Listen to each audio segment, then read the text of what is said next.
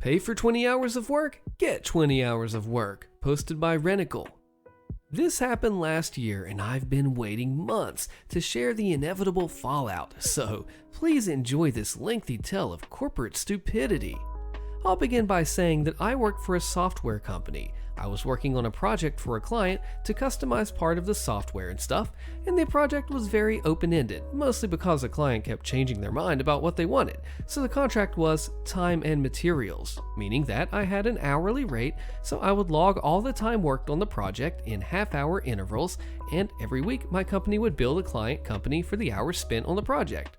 The client said that they didn't care how much effort it took, they wanted a good product and they wanted it before the end of the year so they could present it at their big internal meeting. At the beginning, the project went great. Every week I had a meeting with the client and I would get feedback on the progress as well as any new requests they might have, and then I'd spend however long it took to implement the changes. I'd bill them 15 hours, 20 hours, 25 hours, or however many it had been. Slowly, over time, the client started requesting more and more. I told them during the meeting, this feature will require X days of work, and changing that will require Y more days, and so on. But again, the client insisted that they needed all those extra features. They also complained that the project wasn't advancing quickly enough, and insisted they needed the project completed before the end of the year. I talked to my manager and explained the situation. To be able to finish quickly enough, I needed to work full-time on this project.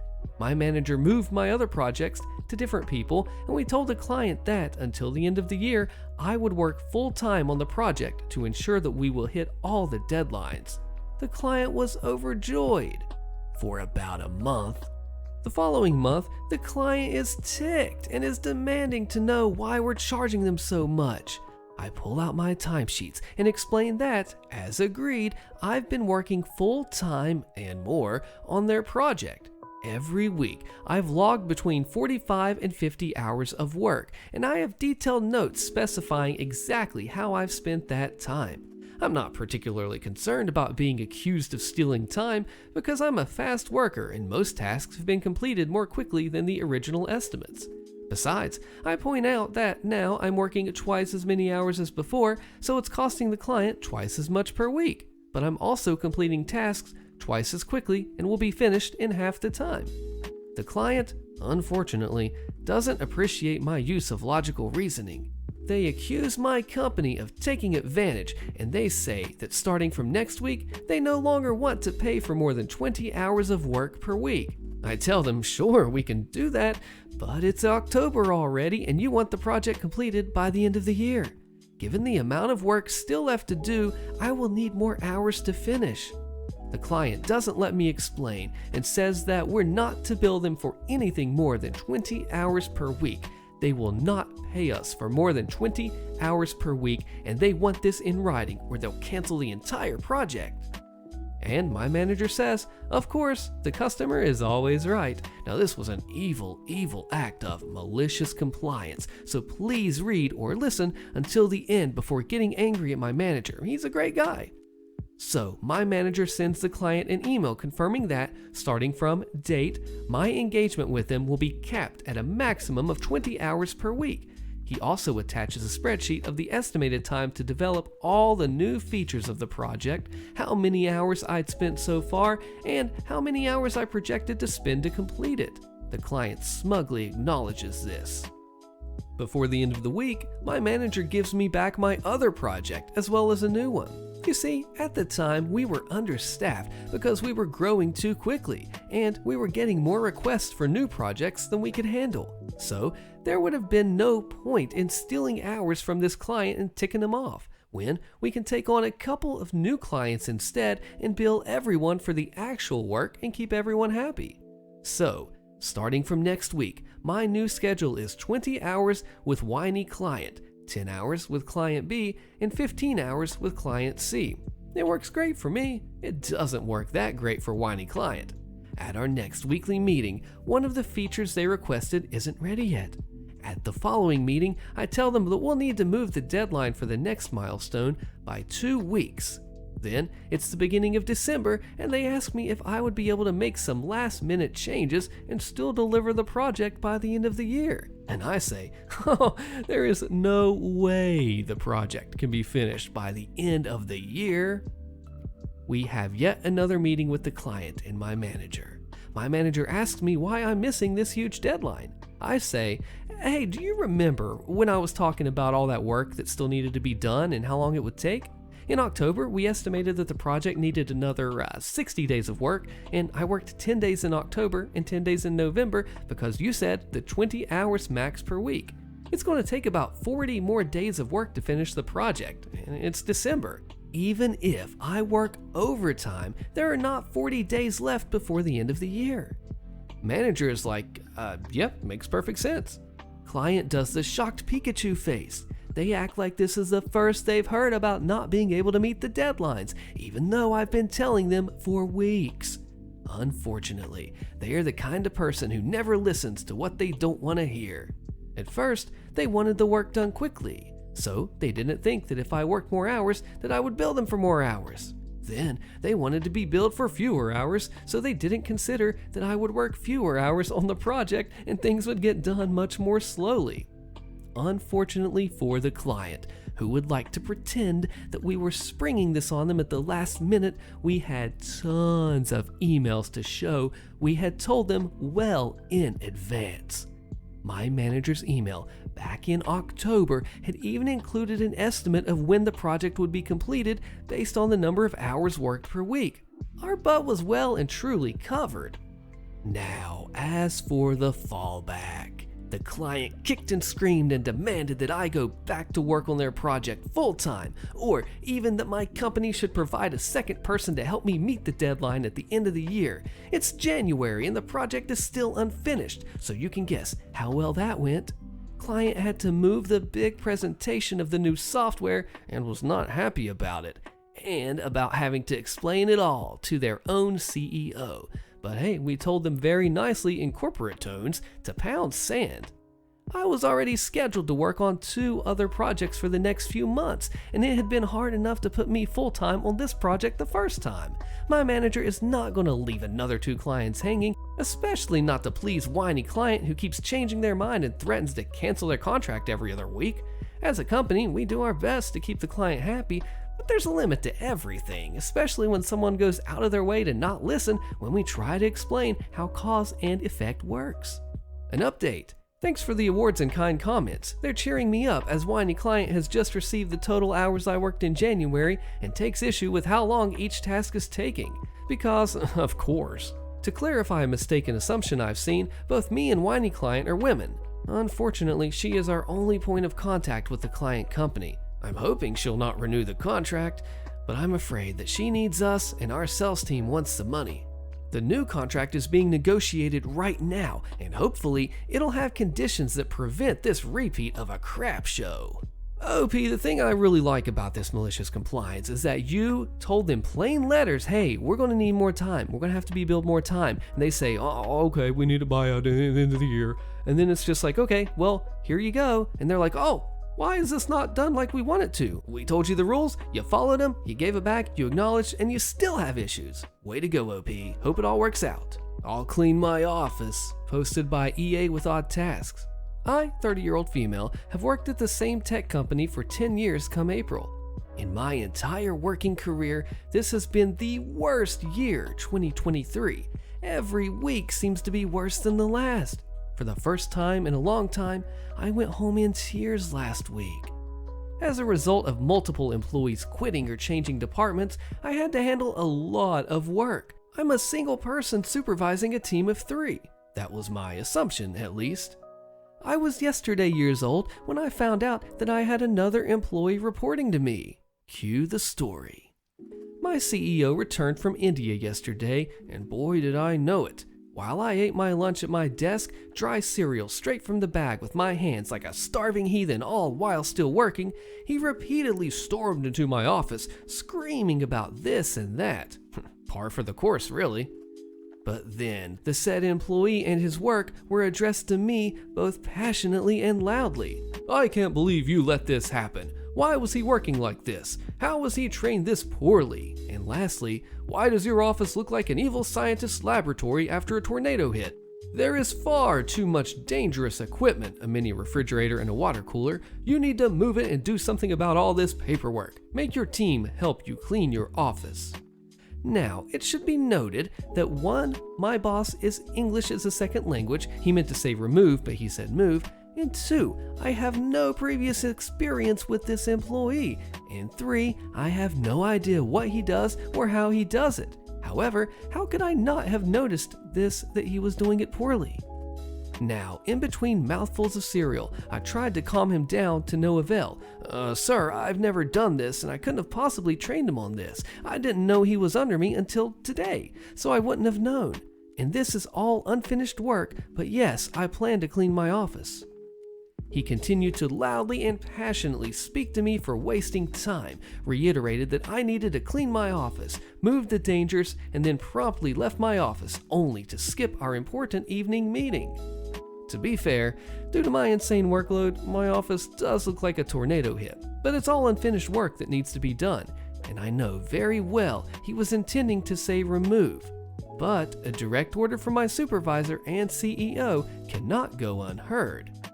Since this year has been insane, I've put on 20 pounds from a combination of increased work time, stress, and stress-eating candy. So I had already ordered an office treadmill. I was waiting for the chance to bring it all in.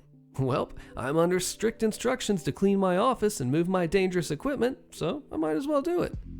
I cleared my desk, moved a stand-up desk adjustment piece onto my desk, put my other 2 monitors on monitor stands, added my treadmill, hit my desk chair, and put all my paperwork, which was spread out across my desk, into one large pile. I relocated the mini fridge and moved the water cooler by about half an inch, all on the clock. When my CEO walked into my clean office, he was very clearly not pleased. His face was magnificent. I continued cleaning, missing many important meetings along the way. And let me tell you, the treadmill has been divine. Watching my head bobbing in meetings is delightful. There's an edit. Backstory. I started as the receptionist, and I'm now the department head of procurement and administration, the executive assistant to the CEO, the corporate office manager, the corporate tax document preparer for the CPA, and temp AR lead, to name a few. Just basically translate it to office witch, but I am obviously insanely busy. Now, why, you ask, do I do all this? I was told to quit or marry the company, and it's obvious the choice I made, and my coworkers often tell me they hate my husband. The CEO and I joke around that I'm the redheaded stepchild my Indian CEO never had, and he is the disappointed Indian father that I've never had. He's seen me grow up and thinks of me as family. It's a tech company, and, like many, we are having issues. It's been a rough year.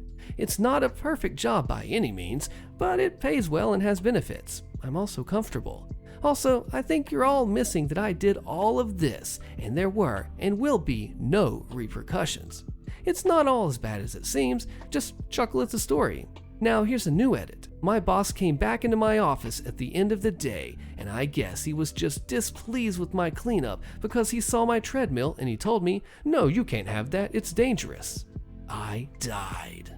Now while I realize that everyone is well-meaning, one story doesn't give you a glimpse into everything. It was carefully curated with me sharing it in Reddit on Mind. Yes, my boss yells, and yes, I do a lot of work. Yes, I am stressed, but it's only been 3 months into the year. And please take into account that everyone is different. I'm a feelings-based person, and my boss is a logic-based person. We make one heck of a team, but sometimes we're on the same page in different books. You know, it's always the best kind of MC when the boss gives you instructions and you literally follow them even though it's not what they mean. It's the spirit of it. As you can see with the picture of the office here, I think OP did a great job at this malicious compliance. And although they don't get along with their boss all the time, as we see, they did an awesome job here. Way to go, OP. Don't want to follow the rules of the Log Hall Road? Sure, go right on through. Posted by Scarlet Witch 713. For context, I, 27-year-old female, work for a small local security company. We mainly do oil and gas and logging roads. I typically work pipeline security, but I'm between sites at the moment waiting for spring breakup, which is when the ground starts to thaw and the heavy equipment and trucks can't operate because this is swampland. Before breakup, they've got a 24/7 log haul happening on one of the big logging roads in our area. Now, because of this, traffic going against the log trucks is being restricted by us. I sit down at the far end of the log road and control who can go through the wrong way. This is limited to 3 companies and their subcontractors because their sites are close to my end of the road and they don't interfere with the log trucks. Any company that's in violation of this rule receives a $10,000 fine and their road use privileges are affected. In this case, they can still only travel one way on the road once breakup hits and the log haul has to stop until the logging company says otherwise. One company in particular has been one massive pain this whole time. Let's call them Stupid Incorporated for privacy reasons. Now, Stupid Incorporated's site sits about halfway down the log road. They have to go down to the far end of the road and drive the same direction as the log trucks. Well, they don't bother telling their subcontractors this, so all day, every day, I'm busy turning these guys away. One morning last week, this big pickup pulls up, and I ask the usual of, "Hey, where are you headed?" He gave me the kilometer number of where the site is. It's Stupid Incorporated. Only, he gives me a different company name, a subcontractor. We'll call that one Jerk Company. I informed the guy that he couldn't go this way, and he lost it. He starts cursing and swearing, yelling about how it's complete BS and I shouldn't be allowed to do this. He tells me he's gone this way down the road plenty of times when he's not working, and it's never been an issue. The thing is that private users, so just regular people, are technically allowed. Legally speaking, we can't stop them, as roads are public to a degree. There's a whole thing that I'm not going to get into. Private users are allowed to use the road, though we strongly caution against it. He said, "Alright, then I'm a private user and you can't stop me." I reply, "Well, you just told me that you're here for work, but alright if you say so, you've been warned," and he floors it on down the road. What followed was a 4-day manhunt. I immediately notified the road patrol supervisor, as well as road patrol and my boss. I was asked questions for 4 days while they tried to identify this guy. Because he said he was going to work for Stupid Incorporated, they got hit with the fine. Of course, this didn't go over well with them either. The next thing I know, the site superintendent is asking me tons of questions about the guy. When I said he worked for Jerk Company, well, that didn't go over well. From my understanding, Jerk Company was at a risk of losing the contract they had with Stupid Incorporated over this. Jerk Company then started digging around, and I heard they found out who it was, and the guy lost his job over it. The kicker? He wasn't even working for Stupid Incorporated that day. The superintendent told me they didn't have Jerk Company out working on anything. One of his employees had seen the truck I described way on the other side of Stupid Incorporated's site. He hadn't even stopped there. As far as anyone knows, he actually was there as a private user. And had he just said as much, none of this would have happened. Now I do need to clear up a couple of things. It's not like the guy said, "Yeah, I work for this company, but I'm off today." I get that a lot actually, and never have an issue with it. The guy specifically told me he worked for Jerk Company and was working down at Kilometer X, which was the location for Stupid Incorporated. I asked him to confirm the company he was headed to work for, and he specifically named Stupid Incorporated.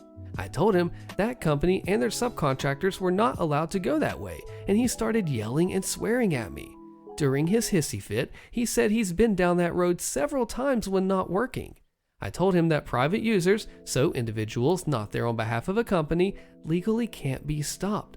It's a legal gray area. Yes, it's stupid, but private user equals not there representing a company equals can go. Employee or subcontractor equals there to do work on behalf of a company equals cannot go. After explaining this, he got all smug looking and declared he was a private user. He thought he'd found a loophole. It wasn't like he said, "Well, I'm actually not here for work today, I just do work for this company." Instead, he was a straight up butthole about the entire situation and very clearly lied to my face about being a private user. Again, I don't know why he was truly there. I never found out. All I know is he lied to my face, gave me trouble, which is another finable offense actually, but that's a whole other thing, and thought he'd found a loophole. The way the situation itself played out, I guarantee, based on the information given to me by him, that I was not confused on the matter. Also, when I say 4-day manhunt, what I mean is that it took 4 days for the various companies to figure out exactly who this guy was, as he didn't give me a name, and it's an incredibly common truck description. He didn't vanish into the woods never to be seen again. Apologies for any confusion there. I was never hoping the guy would lose his job. Honestly, I wanted him to get chewed out as a nice bit of karma. This dude was nasty. Very colorful language, and at 6:10 a.m., I was so not in the mood to get screamed at. I knew about the fine, which is why I said, "You've been warned," prior to him taking off. I knew that things were going to be ugly for him when his boss got his hands on him. I did not hope or really expect that he would lose his job. I can't deny that I do feel a tiny sliver of satisfaction, because guys like this need to be taken down several pegs. But I do also feel bad that it cost him his job. I believe this would be a case of screw around and find out. And I sincerely hope that he's learned something from this and will be nicer to people just doing their jobs in the future. Okay, point number 1 here. This guy is really suspicious and shady. I don't know what he's doing, why he's going there, but he's lying about it being rude. Things do not look very good for this guy at all. So, hey, good job on doing any kind of reporting or notating in the story or to any of your superiors. This guy's crazy. What do you think? How not to get new clients, lose existing clients, and get 2 weeks paid time off, posted by Edic FC. Some 10 years ago, I was switching jobs after over 7 years at my previous one. I decided I was done with printers and stuff and wanted something new, and I found this company that was supplying CCTV, security, and fire alarms. The company had branches in a few bigger cities in my country. The pay was worse than my previous job, but I figured it's not that bad, and I really wanted to switch jobs. I was contracted for 3 months of a trial period, and it's common practice in my country. It's a type of short-term job employment contract, usually 1 to 3 months, that legally has the same terms as a regular job contract, with often some limits on company benefits like private Medicare or gym pass or whatever, and after which we'll decide if I'm staying or not. My boss was the regional manager, and I've had a coworker who had been hired earlier. Our branch was open for a few months at this point. Now, it's important to note that the company only dealt in business to business, no retail, and we didn't even have a physical printer. Now that is mandatory if you want to do retail sales. So our clients were all companies, big and small, and per company policy, we specialized in electrical equipment installation. Now in my country, all businesses are registered in a central database, and the type of stuff done is one of the required stuff from a vast catalog of what can be done commercially. This is tied to the pricing levels. You run an electric company, you get better prices than a flower company. You get the idea. The company had a CRM, customer relationship management software, in which we were required to note every interaction with our clients. When I asked our regional manager about how it should be kept, a conversation followed. I said, "So I need to note only sales or some other stuff as well?" He said, "Everything, each call, each visit, each sale, and you need to schedule the client's next visit or call. You're to contact each of your clients at least once a week to keep up relations and note everything in the CRM. It's connected to the phone billing, so we know when you've made the calls or not." "Okay, so I'm supposed to call each client at least once a week for a chat?" "Yes, and make notes in the CRM." "You realize calling that often will annoy most clients." "This is a company's policy. We want our clients to be cared about, and it's your job to do it." I think everyone knows this is not how you build a positive relationship with your potential clients. We're all sick and tired of banks or phone companies calling with yet another great offer. But fine, it's not my place to argue with company policy. I split with my coworkers the clients that we had registered, found a few more potential contacts on the internet, and for the next few weeks, I'd call each of my clients. First, to introduce myself as their new sales guy, and asked if I can contact them once in a while to check up on things. I didn't note how often I'd check up on things. and after a few weekly calls, some clients stopped answering. Others blocked me, and I noticed I get straight to voicemail, that's pretty obvious. And some got annoyed with the pestering and voiced that with all the manner of euphemisms. My favorite was, I kindly ask you to take up a journey to the land of up your butt and to the left, or straight up insults about wasting their time, and if they want something from me, they'll get back to me. I obviously noted every call in the CRM as explicitly instructed, but just in case someone actually read it, I refrained from citing insults and just went with client angry about too frequent contacts, next contact on this date, and that was always in 1 week's time. All this didn't win me any favors with the client base, with one exception, but it hardly made a difference. Because we managed to antagonize most of our current and potential clients, we obviously didn't get much sales done, so we weren't allowed to keep much wares on our local stock. This meant that if someone would actually stumble into our store, the shelves would mostly be empty, to the point that putting together a small CCTV setup would be impossible because we'd have like one DVR, 2 cameras of the same type, and 1 hard drive for the DVR. By that point, we'd get resupplied twice a week, so if the client ordered something on Thursday, the order would arrive on the next Tuesday afternoon at the earliest. This was often unacceptable, so clients would scrap the order. We did some business from time to time, but I'm pretty sure our branch was not making enough to even sustain itself, not to mention making a profit for the company. After about 7 to 8 weeks, I was dialing one of my clients again to check up if he doesn't need anything. Let's call him Red. I was about to hang up with no answer when he did pick it up. I said, "Hi, this is Ed from Company X. Can I take a moment?"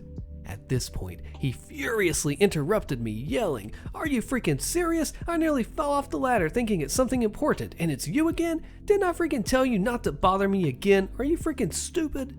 This rant went on for a while. The guy was really creative when it comes to various combinations of insults, something that I think is impossible in the English language. When he finally made a long enough pause for me to chime in, I went with my, at this point, usual explanation. "I'm sorry you find these calls disturbing, but it's our company's policy to keep a close contact with our best clients." Red never actually bought anything. He said, "I don't give a crap about your company's policy. Get me your supervisor." I said, "Yes, sir." I happily gave him my boss's rank, name, and phone number. He paused for a moment, I'm guessing to note the info that I've given him, and then he hung up without a word. I dutifully noted the conversation in the CRM, noting that client angry, requested contact to supervisor, complied. After about half an hour, my regional manager called me. He said, "Did you call Red today?" "I did, like I do on a weekly basis per instructions." "Okay, don't call him again." I'm sure Red gave him a piece of his mind about the company policy. Next week, the one guy that didn't mind my calls strolls into the store and from the door asks, "Hey, I hear you're closing up shop?" I look at my coworker with surprised expressions. She mirrors it. We asked him where he heard about it, and he answered vaguely, "That's the word around town." We told him that we don't know anything about it. He ordered some basic stuff we usually don't have on hand, and he left. When I put out the order to arrive in the next shipment, I got a call from the HQ warehouse. "Hi, did you order X and Y?" "Yeah, I did. Is there a problem?" "Yeah, kinda. All your deliveries are on hold and we can't ship anything to you." I put the 2 and 2 together, thanked him for the info, hung up, and shared the revelation with my coworker. She contacted the regional manager to ask about it, and he claimed that it must be some kind of mistake and not to worry. The same week, on Friday, the regional manager arrived at 9 o'clock. We opened the store at 8 and went straight to the point. "Here are the papers to relieve you from work as of Monday. Today, we pack all of the stock and equipment, and at 1400 hours, there'll be a truck to pick up everything, and the store is done." Now, work relief is a document that basically tells you that you're still employed as per contract, keeping the pay and Social Security, but you don't have to actually work, and it doesn't deplete your annual batch of vacation days. And we get 20 to 26 paid vacation days a year. It's used usually when an employee needs to be terminated with notice period, but you don't want to keep him around for the time remaining. In my case, I was 2 weeks until my trial period was to end, so I got the remainder of that time off with pay, and the contract would just end. My coworker had 2 weeks notice period per her contract. I listed the brief time spent at this company as branch closing specialist on my LinkedIn.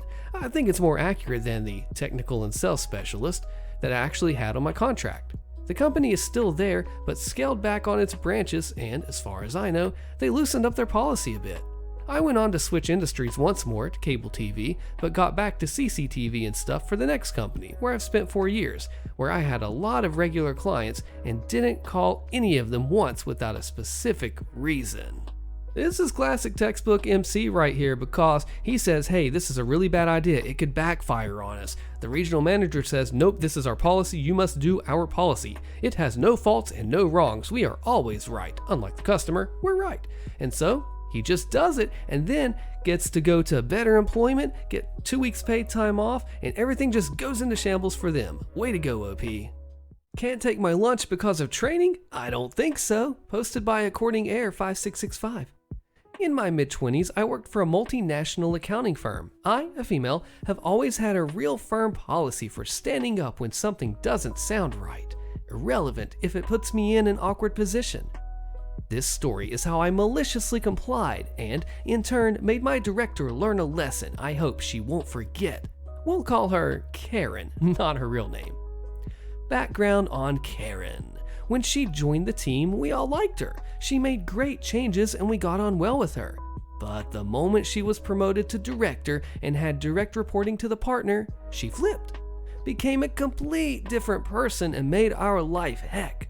Previously, she spent her career heading up call centers, which was really evident in her management style, and for some reason made it her mission to cut costs in the team and go under budget. This affected everything, from telling us we didn't have a stationary budget for pens and had to take from other team stores, to only allowing a one drink, one course policy on team dinner events. This was a huge company and other teams around us would go for fancy, all expenses paid social events, so we felt pretty put out. Her cost cutting also extended to things like no overtime approvals unless way in advance. Now, that didn't last long as we were understaffed, so quickly emergencies weren't dealt with. And hiring school leavers instead of graduates as they were cheaper, despite the work needing more experience. Her favorite saying to everything was, "It's policy," or blaming HR or higher-ups, saying whatever new thing, even if a new irrelevant spreadsheet, would come from HR. Honestly, the amount of time HR spent on our little team in a company of 20K plus UK employees was astounding. Then came the day she booked an all-day training session from some external company to show us how to use a new system. She went on about it for weeks, was super excited that she had brought in this new system. The training was intense, so freaking technical, mind-numbing, and most of all, expensive. So what would normally be covered over a few days was crammed into one full day. They were paid hourly. Shock? She sent an email advising how we're expected to attend. It will go through the whole day and lunch would be provided, but it will be a working lunch, so training would also be through lunch. Needless to say, the thought of sitting in a stuffy room for 8 hours without a lunch break was not appealing. I asked for an exception as I really relied on going outside for the hour at lunch for a break. I was in the midst of high anxiety at the time and my breaks got me through. She said it's policy that we would be expected to change our workday around to fit training, and there is no policy that requires her to allow me to go out. If I had an issue, I should check the HR manual. I think, until now, this statement usually worked for her as no one really ever checked.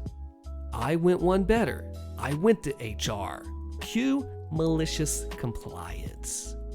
Using the effective wording of, "for my mental health and well-being," HR replied, and of course disagreed, as UK law mandates training as work and an 8-hour day requires at least 1 hour break, which I am allowed to choose what I do with. They CC'd Karen. Karen backed down, but verbally told me it was an exception for me and not to share with the rest of the team. Of course, I didn't comply. She was breaking the law. So I showed the email chain to everyone as they were complaining about the same thing. So me and the rest of the team came up with a little plan. Sandwiches were delivered. budget sandwiches, of course, from the supermarket down the road, instead of our slightly more expensive internal catering team who caters for this exact type of thing for our 10-floor building. I stood up and announced I was going on lunch and would be back in an hour. Cue the rest of the team, all 12, standing up after me. Karen goes, "Where are you all going?" To which someone replied, "Hey, I understand that HR said that we were allowed to leave the room for the hour of lunch." The look on her face. She knew she was stuck. She couldn't say anything. We left her in there alone with the 2 trainers who seemed to guess something was up. I've never felt more satisfied in my life. We all had a good laugh about it outside, and I think I even did a happy dance. She also knew she couldn't complain to me about it, as that would highlight her breaking the rules. I felt like I was walking on air all day. After this, there was much less blaming of HR, and generally, she was a little skittish around me because she knew that I didn't take her crap and I'd call her out. A second training session had to be booked since the training would never have worked in one day. There were lots of moans and groans about how expensive the extra training session cost, of course. I left a couple months afterwards, and so did pretty much the rest of my team, replaced by school leavers, of course. But I'm very glad that I complied. I believe Karen still works there, but for a much smaller team. This one right here, it's a classic case of the manager has this power trip, and they say that, well, they're not going to question me, I'm the manager. I just strike fear into their hearts just to make them shut up, and I control them in their lives and their working. But when one person stands up and says, "Hey, this is a facade, let's pull back that curtain, let's see what really happens, let's see what the real rules are with HR who has power over you," then things change. OP, you nailed it. "Okay, boss, I will hit my KPIs," posted by Letawin. This story came from 5 years ago when I had worked for a small IT MSP company. We had 4 full-time techs, with the newest tech having about 5 years of experience, and me being the most seasoned tech with nearly 15 years of experience. Between the 4 of us, we managed about 1,000 PCs and about 20 servers spread out over about 30 clients. None of us were assigned to a specific client. We would all take turns grabbing whatever tickets came in. All of our work was lump sum or contract work, so we never had to worry about how long a problem took to fix or how much it would cost the client. We had an account manager who handled all the billing and things with the clients.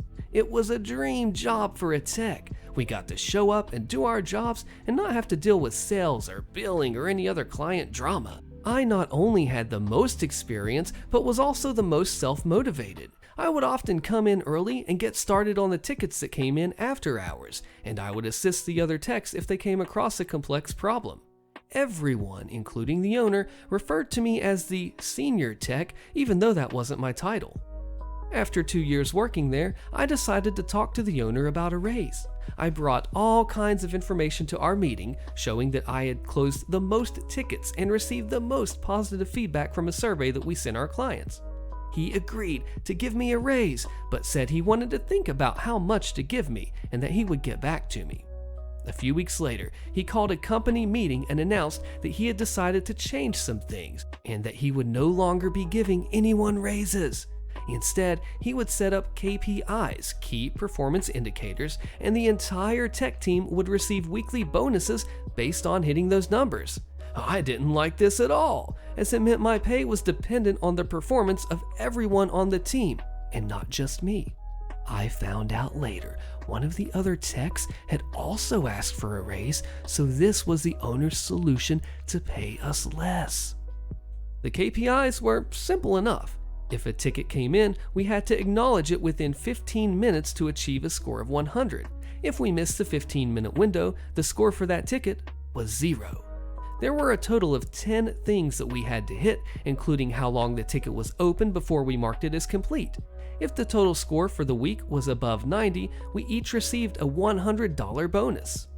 I saw major problems with this bonus system, and I shared my concerns with the owner. He got very annoyed with me and said, "Just hit the KPIs." Cue the malicious compliance. We all figured out pretty quickly how to game the KPI system. We could acknowledge a ticket in the system, but it didn't check if we had actually called the client. We would just email and mark the ticket as reached out to the client.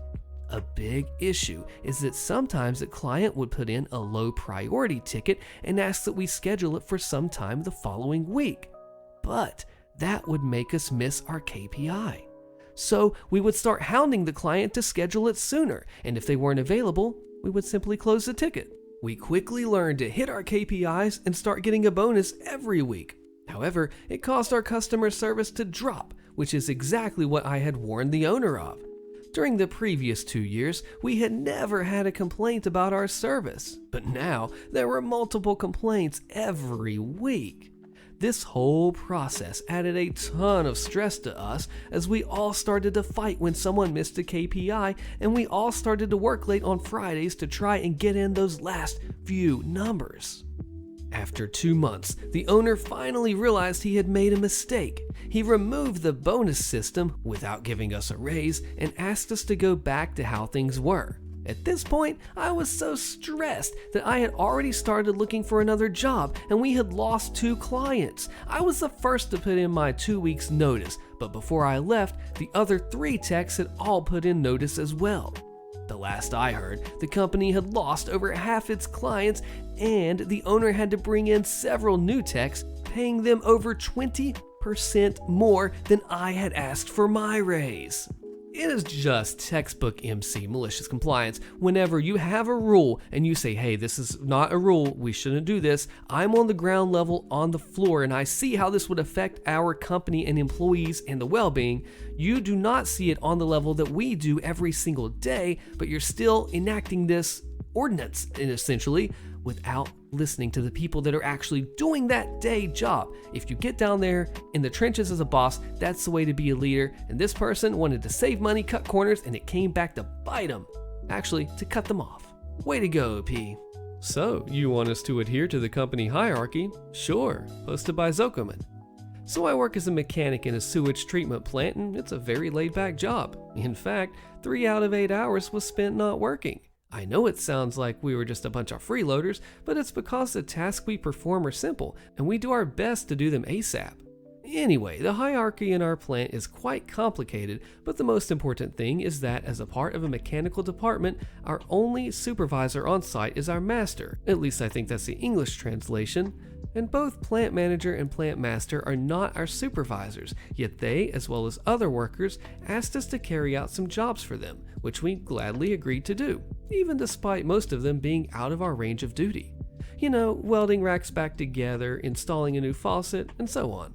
Most of the time, we weren't doing anything else anyway, but sometimes we were preoccupied with our own tasks. Still, the plant master always told us that his tasks were more important and to just leave what we were doing for some other day. Due to this, many of our old tasks were left for another day, which because of constant requests were left sitting for months. Still, it was always his jobs that had the priority. Now is the right time to address the tense situation we had with the plant master. He's best buddies with the manager, usually blaming all the shortcoming of his team on us. Stuff like something not being cleaned, sick, stuff that's not mechanical failure, stuff that's simply not important enough, or stuff that's beyond our competencies and should be taken care of by a specialist company. He also had this very annoying habit of rummaging through our tools, taking parts and using our machinery without asking. It's very annoying, but whatever, it's important to keep a good relationship in work.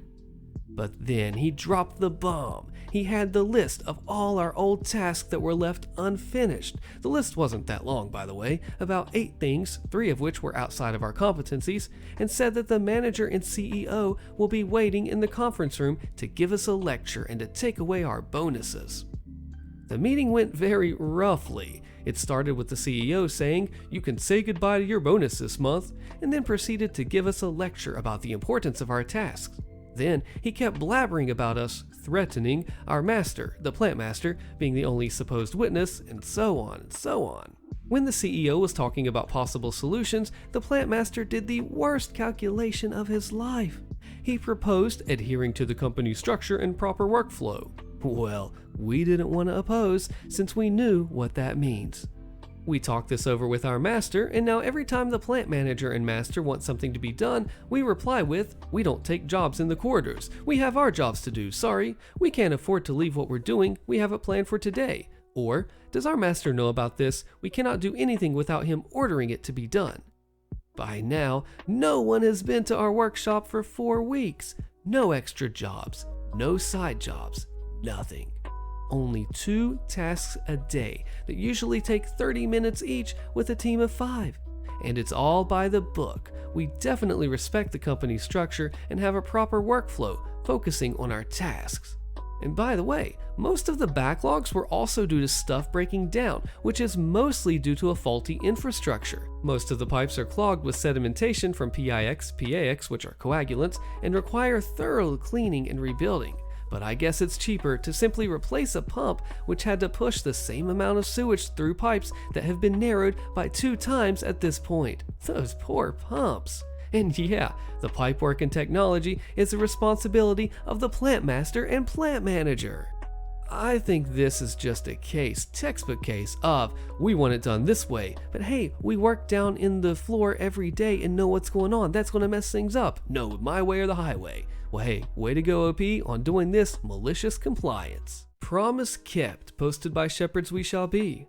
My sister, Jen, married right out of college and had 5 kids with her husband, Chris, over the next 8 years. He preferred that she stay home with the kids. She wanted to work, but accepted that life took her in a different direction. She cared for the house and kids, and he worked long hours to comfortably support the family.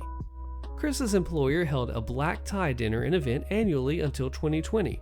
Chris always attended alone, insisting that Jen needed to stay home to take care of the kids. The employer resumed the black tie events last year. My nieces and nephews then ranged from 7 to 16 years old and could stay by themselves a few hours. But Jen asked me to pick up her daughter from an activity and help with dinner on the night of the event. No problem.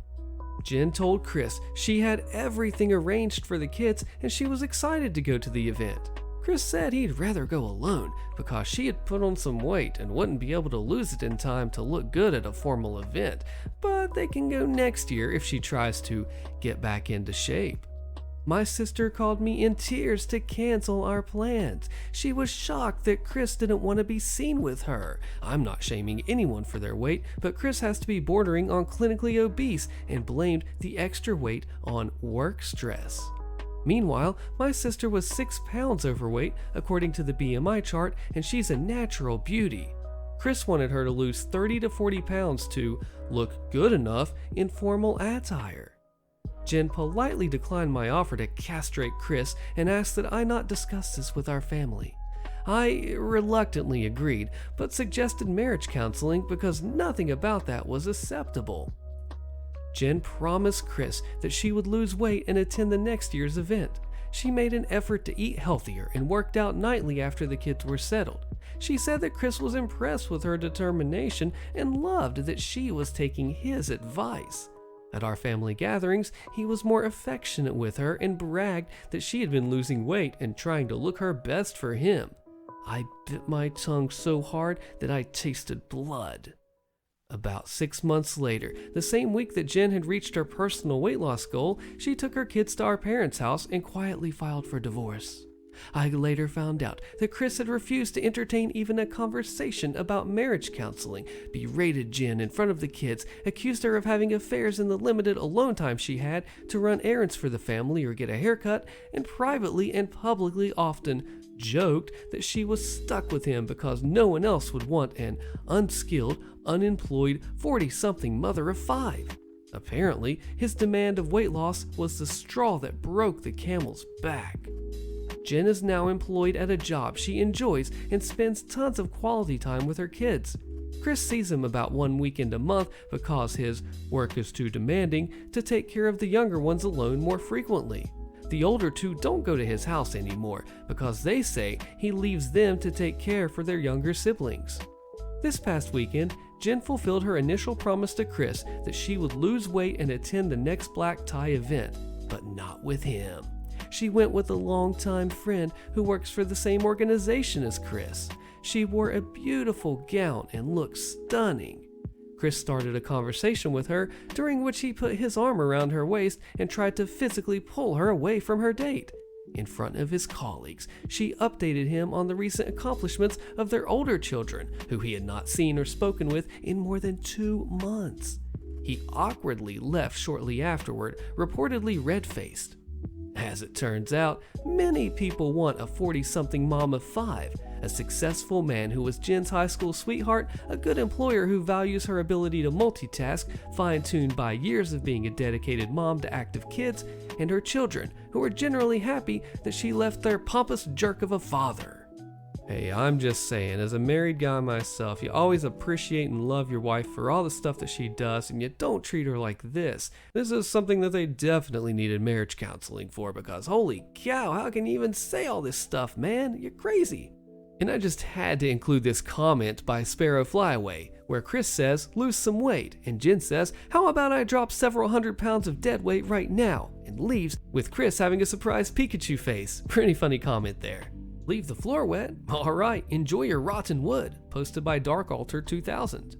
Back in the early 2000s, my mother, 40, female, worked as a cleaner for a couple of places and took me, a 13-year-old male, with her to help. One place we worked for was the only real estate place in town.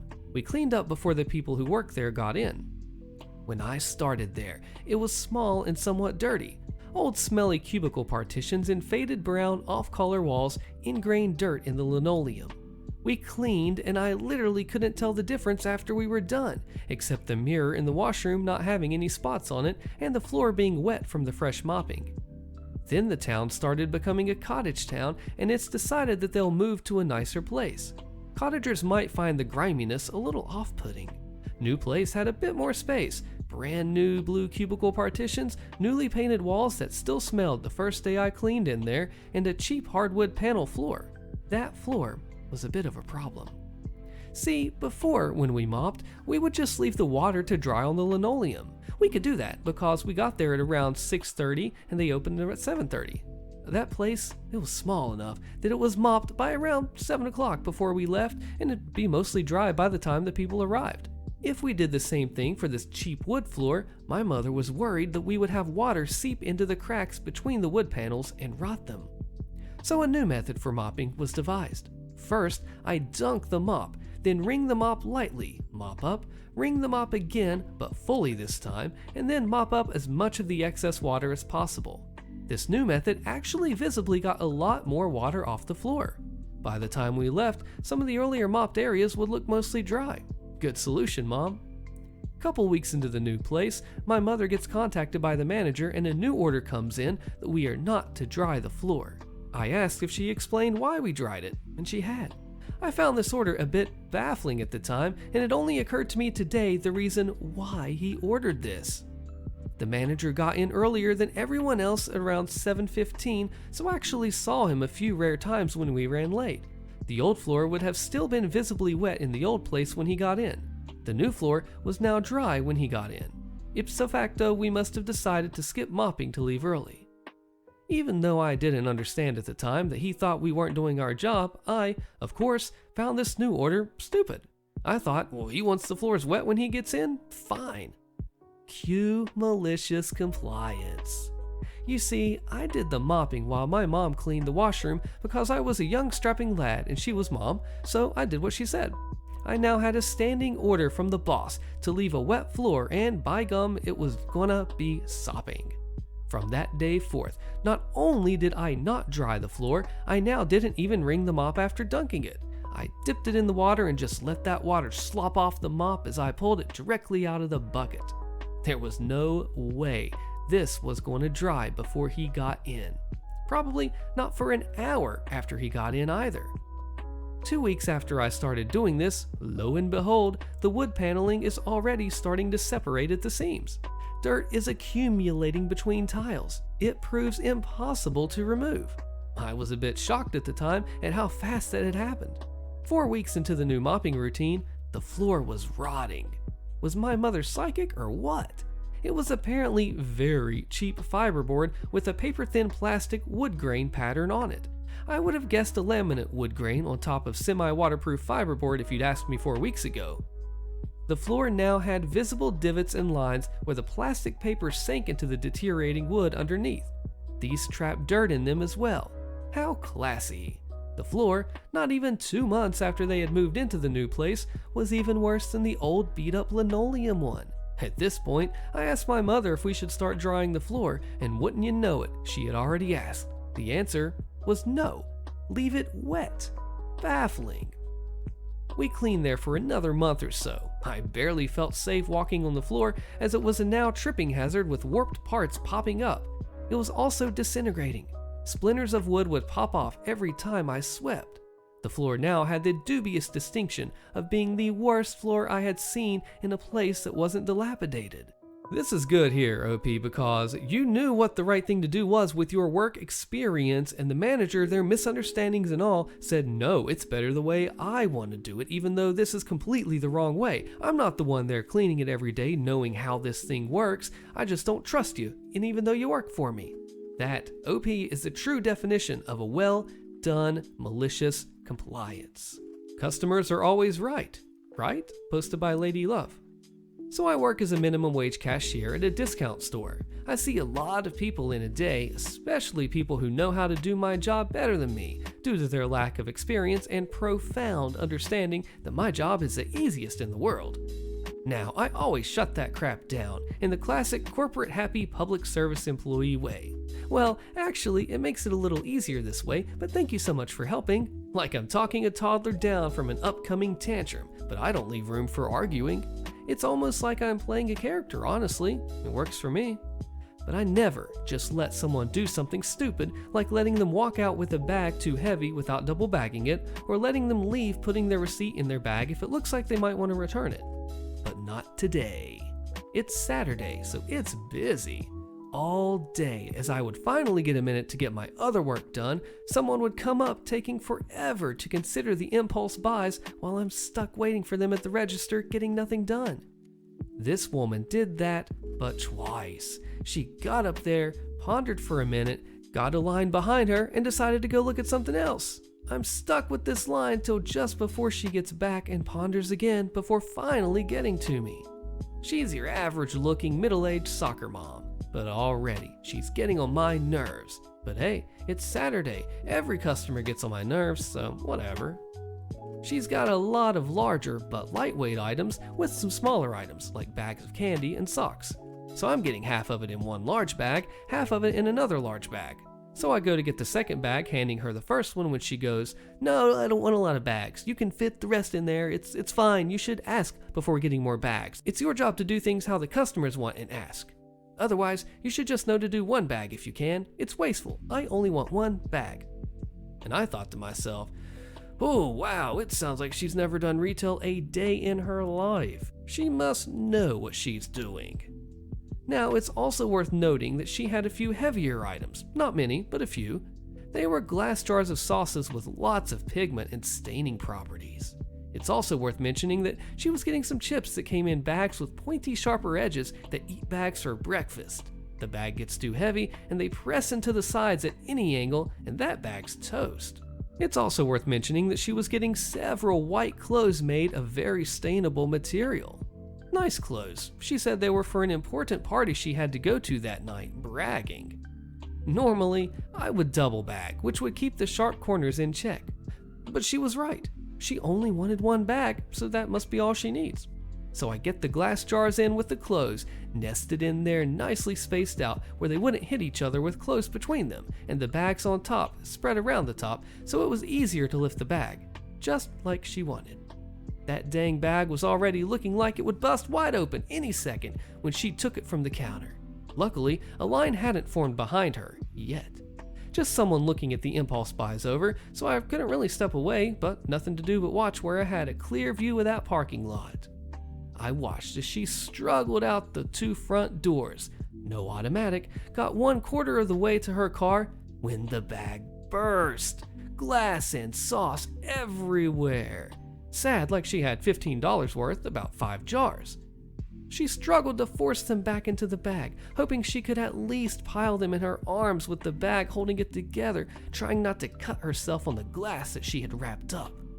It broke some more. She tried to salvage it and balance it back up. Failed. Gave up. Grabbed as much of an armful as she could. She had to take like 5 trips with her blouse and pants ruined. Maybe after over a year and a half of cashiering nearly every day, I know what I'm doing? Shocker. This is not only a customer is always right for OP, this is a Karen is always right. She waltzes up taking her sweet time, holding up the line, being all Karen, wanting one bag, and listen to the cashier. They know what they're doing, they have the experience. Take their advice or else you're just going to get your pants ruined. Fly by the seat in your pants, they're going to get ruined. All right, Karen? Good job, OP. Want to start production without the letter of credit? Posted by Flatten Inner Tube. This story goes back to the mid-1990s when I was working for a company that made small metering pumps used in the manufacture of many products. The biggest market was in the spinning of synthetic fiber, an industry that literally touches all of us, except nudist and cotton-only folks, every day. In broad terms, the fiber material starts out as a liquid solution, rayon, viscose fiber, acrylics, or a molten polymer, polyester, nylon, polypropylene, etc. The pumps push the fluid through a spinneret at a very precise flow rate, creating the filament that's made into the fiber. At that time, an average plant would have 75 of the pumps in service. A really big plant would have as many as 1,100. One plant that made the cigarette filter material had a couple of thousand running at any given time. I was working in the international group when I got a fax, mid-90s, remember, from our commissioned agent Joseph in India.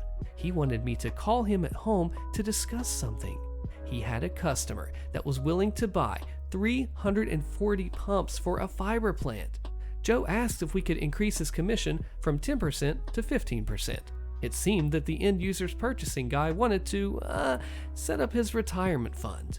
Corporate policy permitted such things if it was local custom and if it was signed off by the GM. It was customary and it was approved. In short order, a $640,000 order rolled in. I'm a hero as it's the biggest order of the year. But the order has the caveat from Joe to not start production until the letter of credit was in hand. This was about 30 weeks before the end of the fiscal year. The pumps had a lead time of 16 weeks, so 14 weeks to get the letter of credit. Piece of cake. Manufacturing and the GM were, of course, eager to get things going. Shipping the pumps in the current fiscal year would make a pretty good impact on the shipping dollars and would probably be enough to get the GM into bonus territory. So, predictably, the GM is pushing the manufacturing folks to get started. The manufacturing folks were honest, like hobos on ham sandwiches, looking for permission to start manufacturing.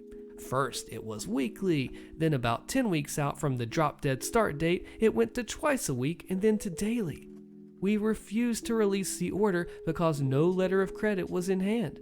I was chasing Joe a couple of times a week for the letter of credit. He kept getting reassurances that it was coming.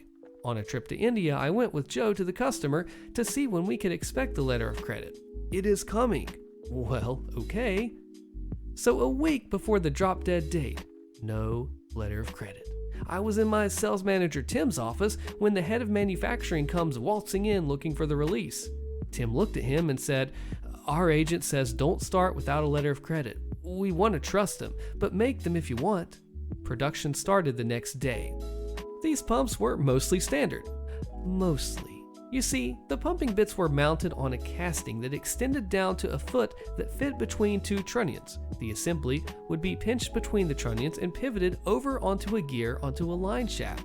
The pump had a gear on its drive shaft, and it meshed with the line shaft gear, and the pump turned. If this seems weird, it is the finest 1928 technology that allows a failed pump to be isolated and hot swapped. See this picture for some clarity on the weirdness. The standard angle on that trunnion was 90 degrees, but not these pumps. These were 105 degrees for some reason.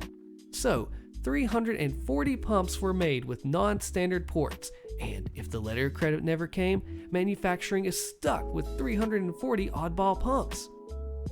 And the letter of credit never came. Year-end hits and the pumps are finished, goods in inventory at $640,000. The real problems start when the GM ends up catching heck from the corporate offices in Illinois about the excessive inventory. Crap slides downhill, so sales and marketing catches heck too. Joe found out later that the purchasing guy didn't have the authority to buy $500,000 in pumps. He was just trying to line his pockets. Shocking, right? Where's the malicious compliance? You want us to release the order? We'll release the order. Don't blame us if it goes sideways. Update. 4 months later, I managed to find another company in another country to buy the pumps, complete with the weird 105-degree trunnion mount. Did I get any credit for that?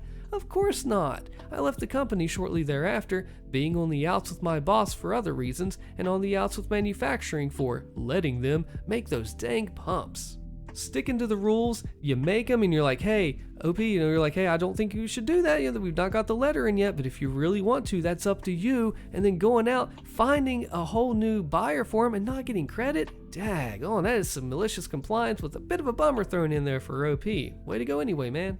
Your trash cans may only be out at specific times, posted by Chia Seed Mess.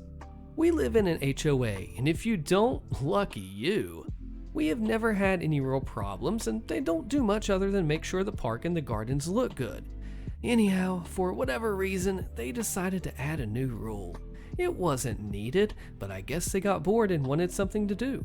Maybe someone kept leaving their trash cans out all week. Fine, just ask them not to. It's not that hard. The new rule states that when trash cans can be put out, they can't be put out before 6 a.m. on Wednesdays and must be put back before 6 p.m. the same day. This is obviously stupid and has a few problems. First of all, some people use a different company. The HOA provided one goes on Wednesday and it's cheap, so most people use it, but you don't have to. Some people have theirs go Monday or Tuesday. Also, a lot of people here work in the medical field and just aren't home during those times, so no one is there to put out or bring in cans. So a few of us got together on how to comply, but be annoying about it. We decided to comply with their set times as best we can. Take it out at 6 when a lot of us go to work or go for a morning walk, and take it back in at 6 since most of us are home. Some of us help by taking others' bins to the street if they're at work. But when it is time to take out the trash, do it as loud as freaking possible. Bin has wheels, drag it. Got it to the street, make sure it's firmly placed on the street. Need to take out the other bag? Slap it in there and let the lid slam shut. For those who have trash go out on other days, comply with the times, but do it on your trash day. Then also put them out on Wednesday as required. If you can, leave trash in them and leave the lid open so it would bake in the sun all day. Yes, it did smell like hot trash. That's the point. After 3 weeks of this, an email was sent out. The rule was thrown out and we were all simply asked to put out and take in our cans within a reasonable amount of time, preferably on trash day. Was it really that freaking hard to ask nicely? Why not just address whoever was the problem? Know that, because an HOA rule was changed, a lawyer was paid to look over it before the CC&R could be updated. That means this stupid rule cost every resident money. Anyhow, we are already planning on voting out one member of the board who we know is the problem come the summer election. That rule was trash, man, and just for everybody to come together, maliciously comply, taking it out, leaving the trash in there, do what they say, but do it in a tricky way, and whatever they don't say, twist it around as well. Way to go, OP. Don't bother you at all tonight? Alright, posted by Mr. Gaff. So this is a fun little story from my last job working in a vegetarian and vegan food factory. It was the worst job you can imagine. The place smelled like rotting food at all times. The employees rarely ever do anything to prevent spreading illnesses. They would regularly show up sick even during the pandemic, and management was just the worst. I quickly adopted the policy of doing the least irritating job that I could find and trying to avoid listening to my shift lead since he was a jerk. For the sake of the story, let's call the shift lead Jim. Jim was a by-the-numbers guy, to the point that if you argued with him using logic, he would instead tell you that you're wrong, and his math, yes, he would point out that phrasing very deliberately, was what they were going to use, and to not think above your pay rate. So on this particular night, I worked from 7 p.m. to 5 a.m., Jim decided he wanted to be really lazy since the building owner was going to be gone for the week and he wouldn't have to report anything to him for days. He spent his whole night just sitting in the office playing games on his phone, ignoring our calls because we needed assistance. After about 8 or 9 p.m. rolled around and me finally getting ticked off enough to care, I asked my department manager if he could cover for me for just a couple minutes to get Jim in there to help. We needed him to go get maintenance because the machine sealing a product called tempeh was barely sealing any at all, and we were throwing away about 70-80% of all packages. I get into his office, and before I can say a single word, Jim says very loudly, "Whatever it is, I don't care. Just leave me alone tonight." I tried to get in a word, but he just glared at me and said, "Just get the heck out and don't bother me again." Then an evil thought crossed my mind. Cue the malicious compliance. "You just want me to not bother you, Jim? Or does that mean everyone?" I asked, and he says the words that screwed him over. "As long as I'm not bothered, I don't care." "All right," I say, and I leave with the grin that most anime villains dream of doing. I get to my department manager and I tell him that Jim doesn't want to be bothered at all tonight. My manager looks at me kinda confused at first and asks what the heck does that mean, to which I just told him Jim doesn't care what happens as long as no one bothers him. Me putting a big emphasis on the last part. Now, my department manager was the guy you go to for getting information around the build fast. He's a fast talker and quick on his feet. He lets me get back into my spot and very quickly starts darting around to each department to inform them of what transpired. Needless to say, Jim wasn't bothered at all the entire night. He even had to be waking up at 3 a.m. to do his nightly paperwork because he fell asleep. During the night, the machines packaging the soy hot dogs also started sealing poorly, but we couldn't get any maintenance out until it's been approved by Jim, so we just ran it all night. By the end of the night, my line, I worked in the boxing department boxing up the tempeh, had thrown away roughly 4 tons of tempeh. We used large red buggies that would hold at least 500 pounds, and we chucked 17 of those suckers. I won't even try to count up the dogs that were thrown out too. Needless to say, this was going to hit the company hard. The fallout. Next day, my shift comes in, and to no one's surprise, Jim is on my butt right away. "Why didn't you inform me that we were losing so much product?" He starts screaming into my face. "The owner looked at his email and saw that we lost nearly $15,000 in product alone last night." I simply smiled at Jim, and I said to him, "Well, I would have said something, but you told me not to bother you all night." Jim, realizing he could be in trouble for this, doubles down on trying to blame me. "You had a duty to tell me even if it's against my orders," he shouts. I calmly put my helmet on and collared coat, smile, and say, "Sorry, I didn't think because it was above my pay grade." And then I went out onto the floor quite happy that I knew he was either going to be in a crap ton of trouble or fired.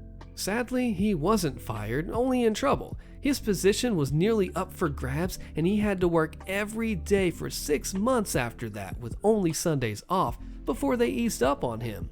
Did he learn from this? No, he was still a total jerk that the whole staff generally acted nice to, but hated with a passion. You gotta love it here. I mean, manager Jim said, "Hey, don't talk to me all night, no matter what it is. I don't even care if this whole place is blowing up on fire, whatever. Don't talk to me." And hey, they tossed out the product. It sucks that they lost the product, but this showed and sent a fiery message to Jim to say, "Hey, you're not going to be talked to, then this is going to happen when you shirk your job responsibilities, fall asleep at 3 a.m., and then screw us all over."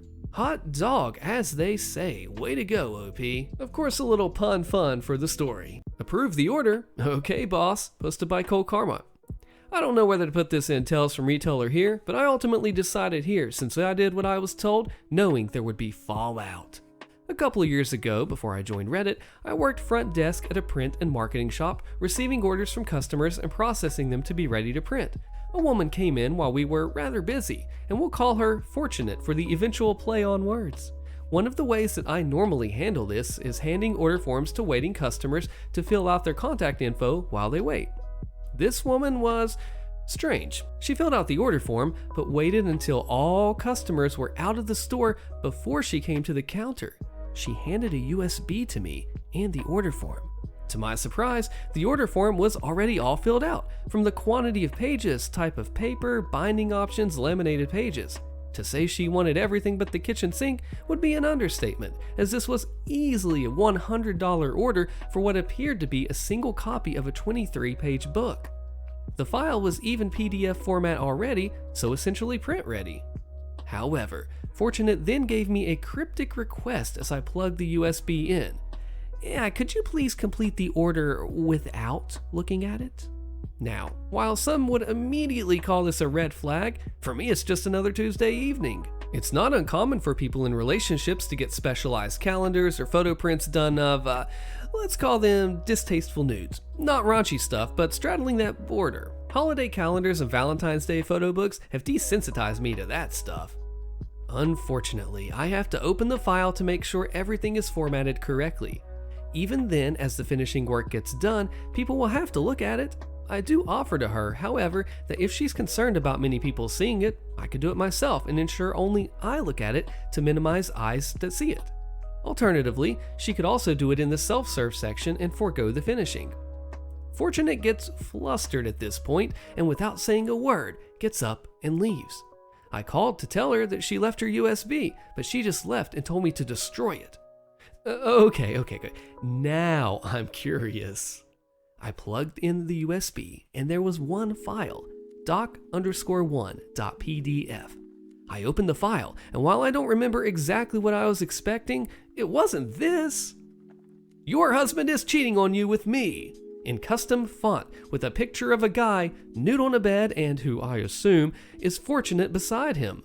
Fortunate was Mistress Fortunate. Her face was expertly blurred out, and this was clearly a graphic designer. The document was short and to the point, one sentence in big custom font on each page. It explained who Fortunate was and that she had no idea that the husband, who will be named Jerk, was married as they were dating. Pictures and everything. She explained that she wanted to keep her identity a secret to protect herself, but felt the wife needed to know the moment she learned of her. Okay, well, that's a story that isn't over yet. Later that day, I was processing orders from our online system. This basically involves opening files, skimming through them, making them print ready, and then approving them for production. I didn't expect much until suddenly I opened a file titled doc_1pdf and saw the following. Your husband is cheating on you with me. Yup, Mistress Fortunate put through the order on our online system, but something was off. Fortunate had a very unique name, but this name was Mary, not a real name, duh. The phone number and address were also different. She didn't. I immediately brought this to my manager's attention. While I currently have the best boss ever, my first boss was not so good. We'll call her Karen. I told Karen what I thought was going on and said I was uncomfortable approving this order. Karen took the USB and looked the file over. She then asked me if it went against any of our big no's, basically anything illegal, copyrighted stuff, sheet music, or original art not signed off by the artist. I said no, but I explained that I didn't think the customer listed on the contact info was the customer. If it doesn't go against our policies, we have to produce it. Okay, you're the boss. I'm pretty sure she was only seeing $signs for minimum work, but whatever. I pushed the job through to production, though I add a note to it saying, under instruction of Karen, to cover my own butt. The night shift manager, who is now my current manager, let's call him D, messaged me about the job as it was pushed to them due to the amount of finishing it needed, and I told them the story behind it. D told me that I should not have to deal with the fallout and told me to take the next 2 days personal time off and he will make sure to reimburse that time. I gladly did. The fallout. Obviously this is secondhand information, but things got heated. When my replacement called Mistress Fortunate the next day to tell her her order was ready, the person on the other side was confused. She didn't place an order. My coworker insisted that she come to pick it up. A few hours later, a person who was not Mistress Fortunate came in to pick up the order, Mary. I don't remember the exact way it was described to me. It was in sports lingo, but it translated to, she didn't even open the book, she saw the cover page, threw the book at me, and marched out the door. There then proceeded a fight in the parking lot between Mary and Jerk. Mary eventually took the keys to the car and left Jerk out on the sidewalk. Jerk then came into the print shop and started blaming everyone in there for ruining his life. A brochure display was smashed on a self-serve printer, breaking the display and cracking the printer casing. Fortunately still functional, those things are like Nokia phones. Cops were called, but Jerk was gone by the time they arrived. Karen tried to throw me and the night crew under the bus for the incident. We had a meeting with HR where Karen screwed up and the HR rep had a brain. HR said, well, technically it's not his fault for approving the order. How was he supposed to know it wasn't her? Karen said, because he told me he knew it was her. Wait. So he brought this to your attention and you still had him approve the order. And he points out the note that I placed on the order. Karen opens mouth and inserts foot. Come to think about it, I think this started the downfall of Karen as my manager, but I didn't have anything to do with that story, so I'll leave that to the ones that led the coup against her. Why did this story come up years after it happened? Well, my boss was going through files on Karen's old computer, and he found a file named doc_1.pdf. Oh, this is a good one. Way to go, OP. It's a Karen boss getting shot down, because usually Karens are asking for the managers, right? So we get a bit of a flip, an inversion of the world here. And it's so classic because she says, hey, you need to do this thing that I'm telling you to do as your boss because I want money. And then you're like, no, this is clearly a terrible idea because I see what's going on the ground level and you don't. Way to go, OP. You completely nailed it. And awesome story. Bleeding IT dry, malicious compliance in the print hub, posted by Cole Carmont. I currently work in a print hub and mentioned in a previous post that malicious compliance just kind of comes with the job. Here's another one that I just learned the outcome for this week. I had been on medical leave for quite some time. During that time, a number of systems and programs that we used changed.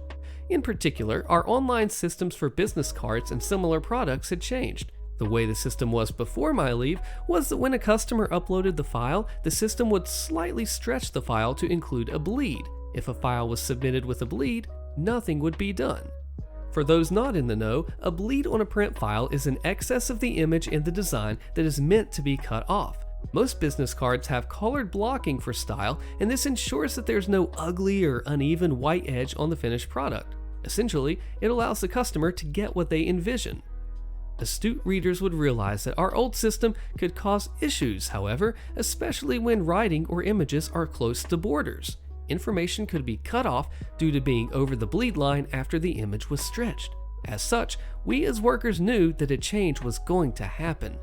This change happened during my medical leave as the online system was updated to allow more customizations. When customers uploaded files, they were presented with a digital canvas where they could change their text and images on the file. 2 boxes were presented on this canvas, one box showing the finished size of the product and one showing the bleed that we needed to ensure a proper cut. The problem is, the system no longer automatically stretched the provided file to the finished size, and certainly not to the bleed size. The new system allows customers to properly fit themselves, but rarely do they size it to bleed. As such, when we print and cut the finished product, there's often this ugly white band on 2 of the sides. As the cutting system is all automated, and without those bleeds there are always problems. Additionally, our large guillotine cutter is constantly in use for orders that need it, and to reprogram it and interrupt orders to trim a millimeter off every order, it was unreasonable. My manager, who will be named D, brought this to the attention of the system admins at IT, but it was pretty much just dismissed. He was told to push those orders that did not have bleed into problem status, and they would take a look at the problem. Also, to send a list of problem orders still not handled at the end of each week. When I returned to work 3 months ago, I was given a rundown of everything that was new, including this new problem. I followed this malicious compliance currently in progress, none the wiser to what D was doing, pushing the orders without bleed into problem status, which was quite a fair amount to be honest. I didn't really think much about it, however. Towards the beginning of this month, D had asked me to scan in February's problem orders, easily 500 orders, ensure each problem was its own separate file, and then file them in a filing cabinet out back. Now, I have read and listened to horror stories about office scanning, but I don't really have an issue where I am as we have a high-capacity automated scanner, so this was no issue. I did as I was told in the folder they told me to put it in on the shared computer and then went to file it. There were over thousands of problem orders stuck in limbo due to this bleed issue in the filing cabinet. Not only did this likely make us look bad to head office, but the customers were probably ticked. When I asked D what was going on with this issue, he explained everything and informed me of his plan. It turned out IT intended to do nothing about this bleed problem. They wanted us as production to fix the problem, which meant designing. The design team gets paid a lot more than we in production though, and as we weren't being paid that wage, D was having none of it. He was told each week to send in all the orders that haven't been fixed as of yet, so he was.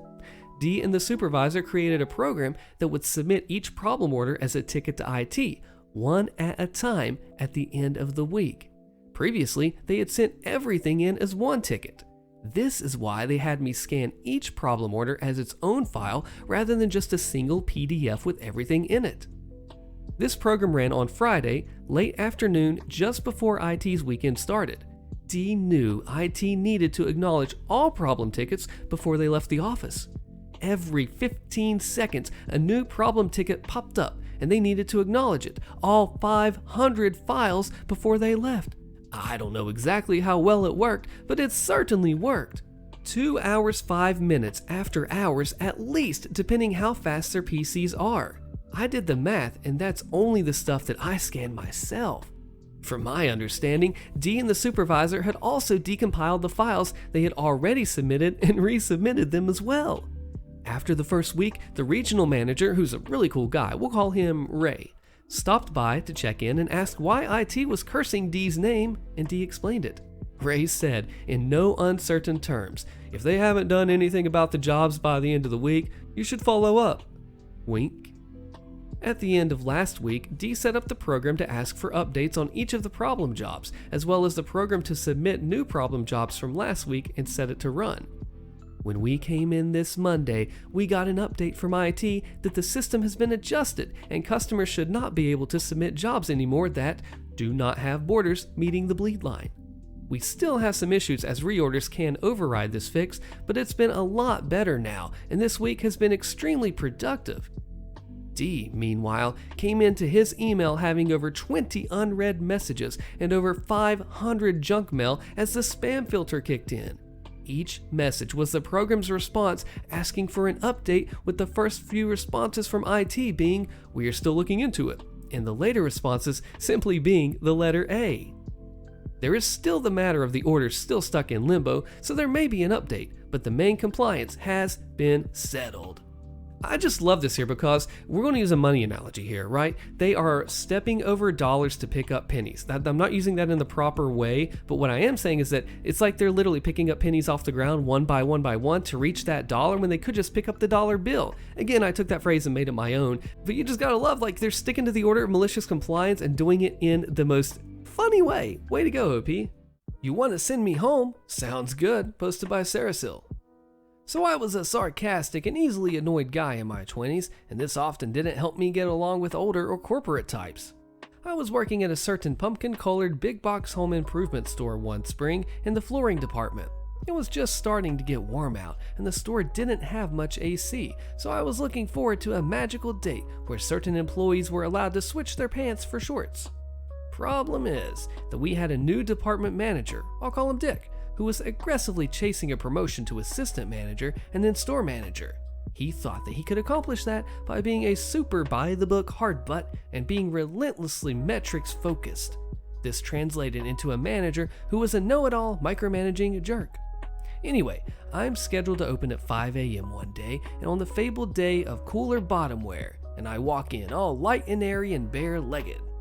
Dick, who was overnight manager the previous night, saw me and threw a fit. "Why are you out of uniform?" he asked. "Well, I'm not. I can wear shorts starting today," I proclaimed. "Not in your position in your department. Who told you that you could?" he retorted. "The employee handbook and SOP? I can show you if you don't believe me," I offered. "I know the SOP in your department doesn't get to wear shorts. That's only garden. Go home and change right now," he demanded, face getting redder from my defiance. Okay, Dick, if that's how you want to play it, I'll be back in an hour," I sighed.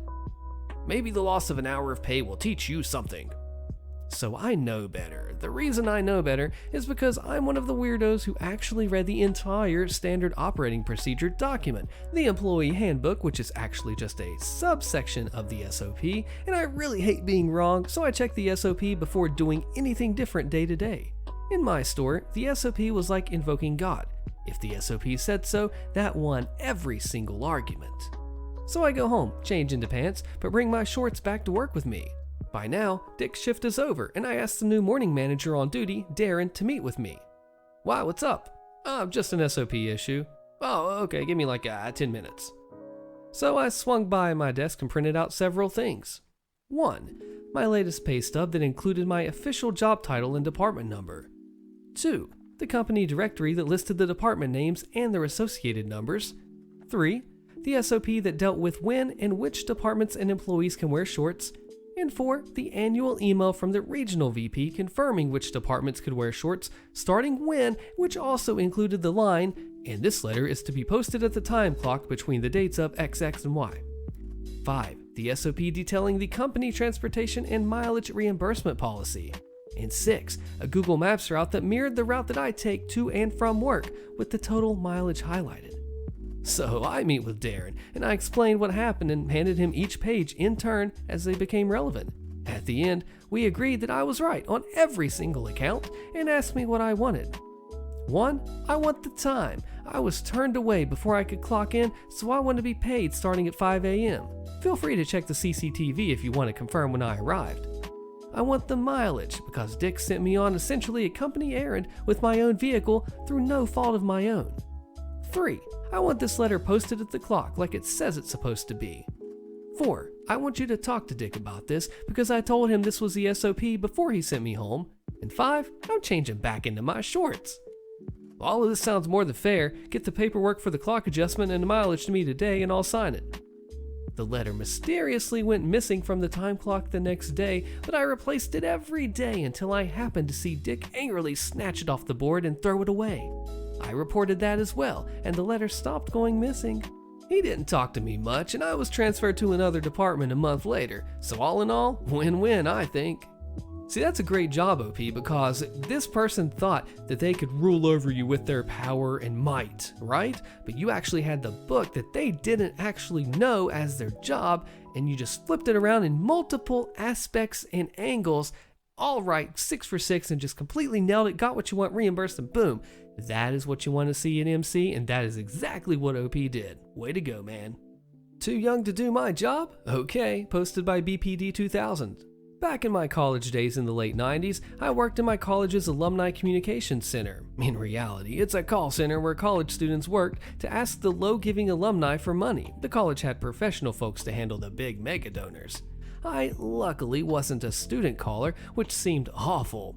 I, a sophomore, was, and this was the official job title, data entry. A quick sidebar, we also had a couple of call coaches who were seniors who would monitor the callers and give them feedback on how to do a better job at asking alumni for money. Typically, donations in the $100 to $250 range.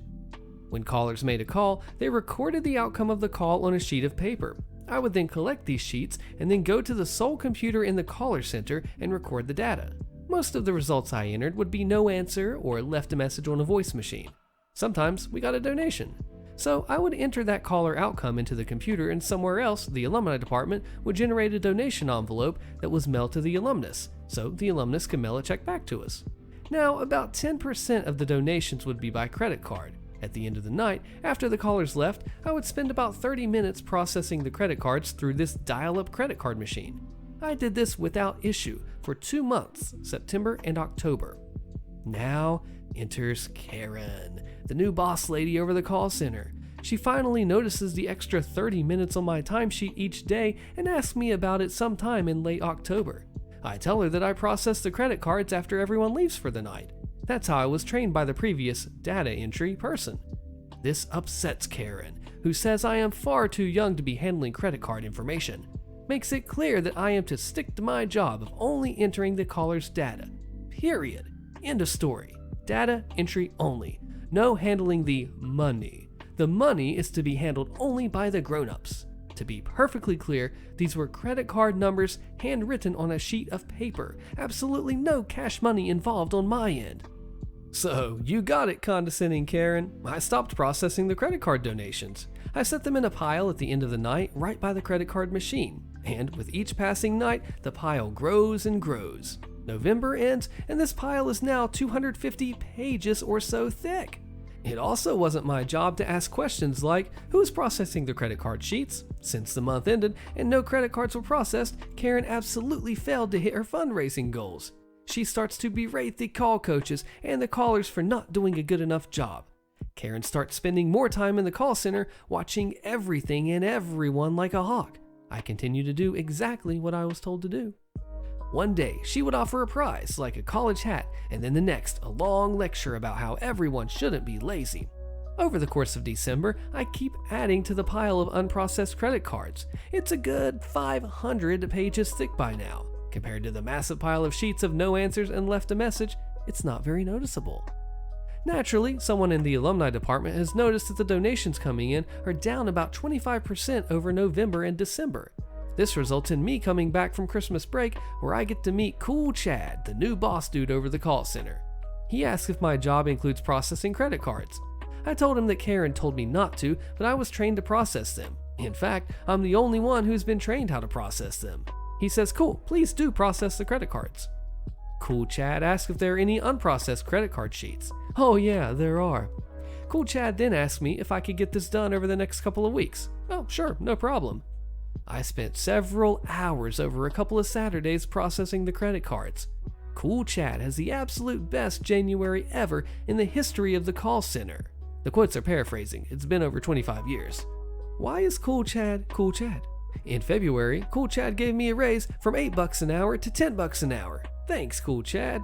Oh, the old Karen getting half the story. Oh, you shouldn't be processing credit cards. We're having to pay you extra. But that's actually part of my job. It's a different aspect than the call center elements. Oh, no, you don't need to do that. It's not blah, blah, blah, not important. Well, then Cool Chad steps in and gets everything set right. OP gets a $2 an hour from 8 to 10 raise. That's a pretty substantial percent of 20%. And everything is all right in the world. Karen, why do you do what you do? Not going to give me a meal benefit? I'll eat at the office then. Posted by K. Grun.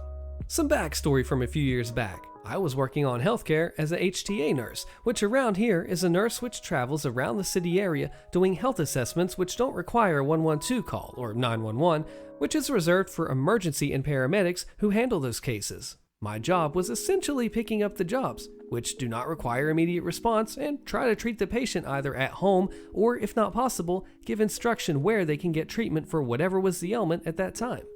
It was a job to assist people so they wouldn't come to the ER with small injuries or illnesses which can be handled in the regular healthcare center next working day. Also, the other part was to go around and treat patients which had had, for example, IV treatments regularly and administer the fluid treatment, the drugs, painkillers, ABs, and so on. My issue was that I noticed that as we drove around the large area from one patient to another, we had to stop for a lunch at some point and that we had to pay lunch from our own pocket, whatever it cost. This is common practice for example paramedics. They eat when they can, and usually at some gas station or so, somewhere where they currently are and have time to eat. I usually read the contracts pretty carefully, which comes from my previous career as an engineer, where I had to make foolproof contracts and avoid stepping on traps. And our healthcare union had negotiated that if your work requires X amount of traveling, you should be entitled for tax-free meal benefit.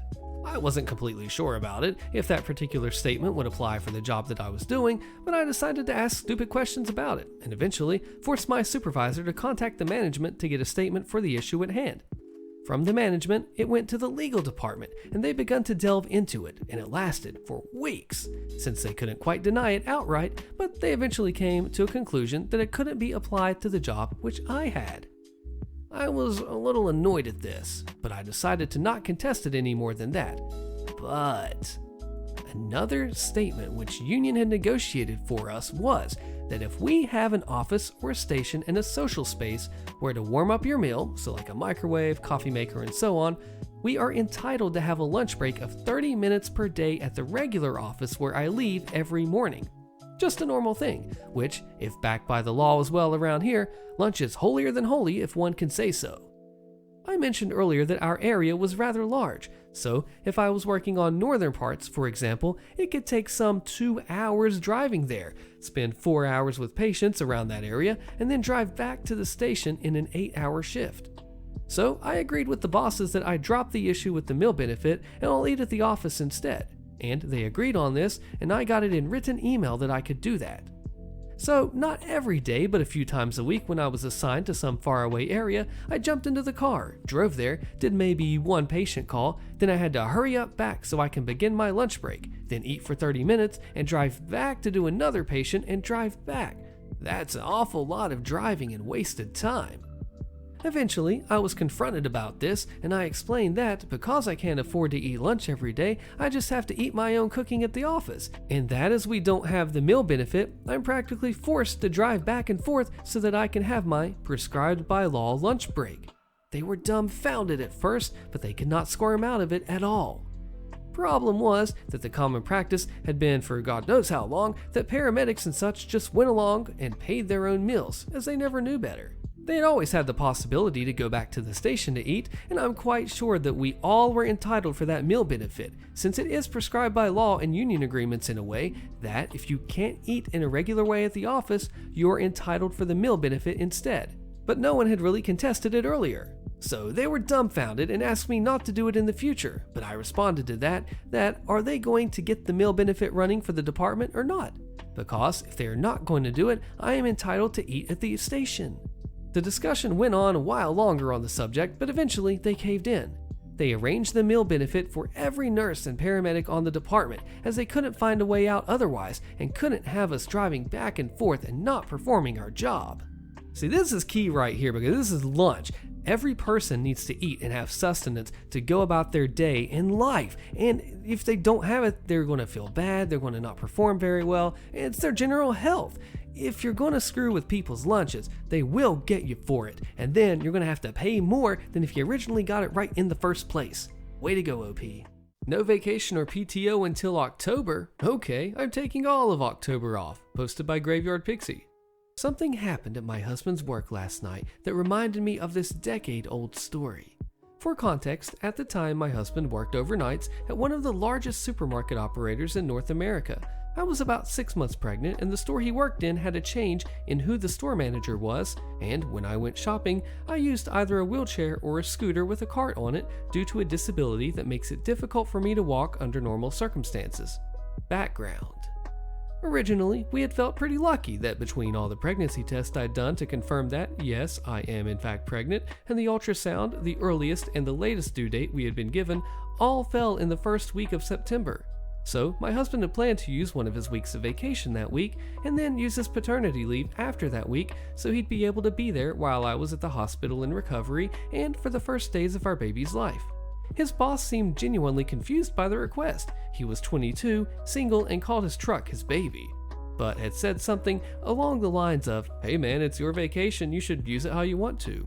Then, about a week later, I came home from one of my doctor appointments to a message on the answering machine saying, "Unfortunately, I have to deny your request for vacation and paternity leave in September as someone with more seniority has put in for those days off as well.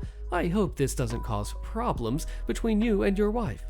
I burst into tears on the spot, but my husband said he'd go talk to the person who requested those days off, explain that he asked for that time off because it's when the baby is due, and see if he could offer them something to give him those days off instead. Unfortunately, it was one of his coworkers who was going to have major surgery and needed that time off to recover, so we couldn't ask him to trade vacation weeks for us. My husband put in time off for the second week off in September and is denied. Then he tries the third week and is denied again, but this time his boss tells him that he won't be able to use any of his vacation time until October due to his position and who has time off. Cue malicious compliance. We realized that because this boss was new, he probably didn't realize that my husband had been saving all his vacation days, PTO, and paternity leave. When we added up all the time, it amounted to 3 weeks of time off. And if we worked it around to start around when his days off were, he would be able to be home with the baby from October 1st until November 9th. His co-workers on the night crew and several of his friends on the morning crew felt that he had been seriously shafted by the new boss, so they got in on the plan with us.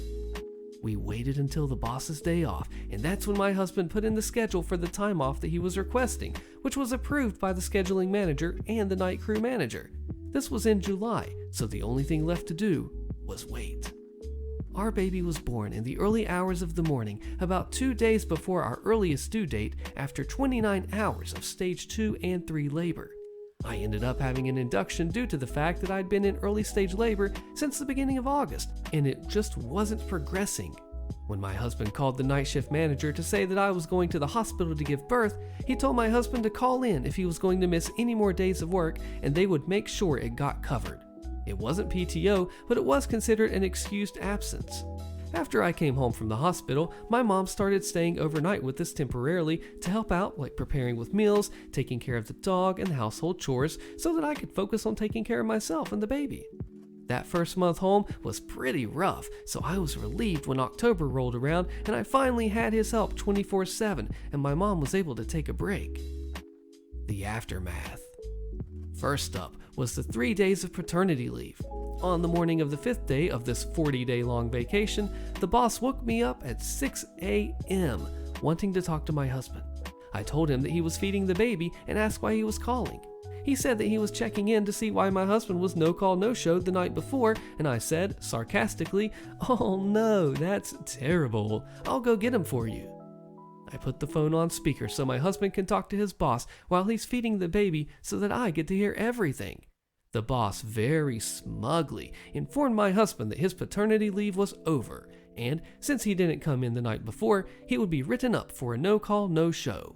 My husband said, "Yes, I know my paternity leave is over, but my first vacation week started last night." Boss said, "First vacation week?"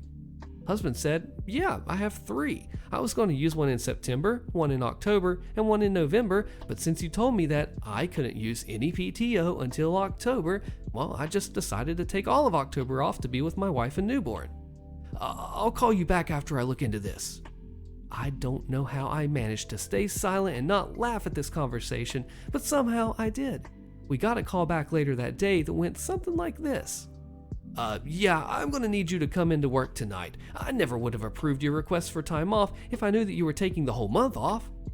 Husband says, "You didn't approve it. The night manager and the scheduling manager both approved this, so I'm not coming in tonight." The boss, clearly thinking this is a gotcha moment, says, "I didn't approve it and I need you to come in tonight, so you'll be here at 10 on your regular schedule for the rest of the month, or you'll be written up." No, I won't. I submitted the request in July and you never denied my request. It's been approved by the other managers and it's already started, so it's too late for you to deny it now. I'll call you back." After that, my husband called the union steward to confirm that he was in the clear, and they say that he is. We got another call the following Sunday, which was my husband's next day off, asking if he would be coming in that night since he wasn't listed as being on vacation in the system. He said, "Am I on the schedule?" And the boss said, "No." "Well, then it's my night off, so no." He hung up after that, but we got a call like that every night that my husband wasn't on the schedule due to it being one of his regular days off and him not being marked as being on vacation in the system. Some of the ladies in the bakery and deli section of the store put together a card shower for us and gave them gift cards since we never said anything to them about when my baby shower was or where we were registered. Oops. Later that week, I made a trip into the store one afternoon to pick up some stuff and introduce them to the baby, and my mom came along too. While we were over there, the store manager came up and said, "Oh, you must be husband's wife." I was feeling petty, so I pointed out that we would have met sooner if he didn't have a habit of running away and hiding in his office whenever customers approached him. I don't know if that irritated him or if he was planning on saying this next anyway, but the next words out of his mouth were, "You don't look like you need help with the baby. Husband said he was taking time off to help you with the baby because you have a disability, but I guess you don't need it, huh?" The bakery deli ladies glared at him, and my mom went pale because she knows I usually react very strongly to those comments. But my mom also raised me to be civil and mannerly, so I just smiled and said, "I hope you don't speak to your employees like that. That can get you fired. Bless your heart." And one of his employees told him I was right, so he sulked off. He seemed so desperate to find any reason he could force my husband to come back to work before the end of the month that I started wondering if he was being petty and might try to retaliate after my husband came back to work, or if he was just desperate. So I called one of my husband's coworkers. Remember when I said that new boss was 22? Well, he also had a habit of bragging about how he started working for the company as a cashier when he was 17 and worked his way up to the management in just 5 years. At some point after the baby was born, district came and did a walkthrough, and it turned out his dad was the district manager, and he didn't work his way up to management. He was a Nepo baby. That burned bridges with more than a few employees. Then he turned up in a brand new truck and said with the year-end bonus he was going to get, he could pay it off in one go. Several employees walked, including 2 on the night crew. Since my husband was on paternity leave, he had to work overnights to make up the slack. He never showed up to cover overnights when they were short-handed before that, so we figured that he was desperate to get my husband to come back because working overnights was cutting into his dating time. Finally, the end of my husband's vacation time came and his boss called again. "Oh, you used up your paternity leave in your vacation weeks. You're coming in tonight, right?" "No, I still have PTO days left this year, and since I won't be able to use them all between November and the end of December, and they don't roll over into the next year, I decided to take them now." "Well, when are you coming back to work?" "November 10th. Boss called back the next day to tell my husband that actually he had used up his paternity leave while he was at the hospital giving birth, so he would have to use PTO to cover that. And actually, he had used a week of PTO when he took me to the hospital with fake labor, so actually he would be coming back to work on November 1st. My husband called the union steward and filed a complaint that his boss was retroactively deciding what counted as paternity leave and what counted as PTO, and trying to force him to use PTO days to cover days where either he went in late or left for a couple of hours and then came back and stayed late to make up the missed hours. He went in to fill out some paperwork, and we didn't hear from his boss again between then and when he got replaced at the end of the following January. Now, to clarify some questions in the comments regarding FMLA, we didn't use it. This was us cashing in all my husband's vacation that he had for the year, as well as PTO days that we think in total was 29 days, plus 3 days paternity leave that we stretched to 40 by only applying for time off on the days he was actually scheduled to work. At the time, the company only offered 3 days paid paternity leave. I don't recall how much they offered unpaid or the total amount though. So we decided to just use the paid days since my parents were close by. As for why we put up with the calls coming in for so long, simply put, we were both exhausted, and as much as we wanted him to stop calling, period, we didn't want to offend him since neither of us knew how long he'd be there. We had expected him to be gone in 3 months like most of the other rotating cast of the store management had been, so when he stayed longer than that, we decided it was just easier to just deal with him long enough to enforce a boundary. Now this is something where that manager needs to make sure he has his ducks in a row before he goes off and pulls a gutsy move like this. When OP had all of his stuff lined up, planned out, ready to go, the manager was not ready for that and it threw him for a loop. And then he tried everything he could, grasping at straws just to get OP's husband back, and nothing worked. He got desperate, but OP had the plan, the wife had the plan, and they made it work together. Boss did not understand the family dynamic that they were pushing for, and he definitely tried to hit him when it just was so difficult and it didn't work. Boss, be respectful next time and do the right thing. Way to go, OP. Marketing class group project posted by BlancTime. A few years ago when I was doing my undergrad, I was in a 300 level marketing class. In the beginning of this class, we were assigned groups that we were supposed to work together throughout the semester.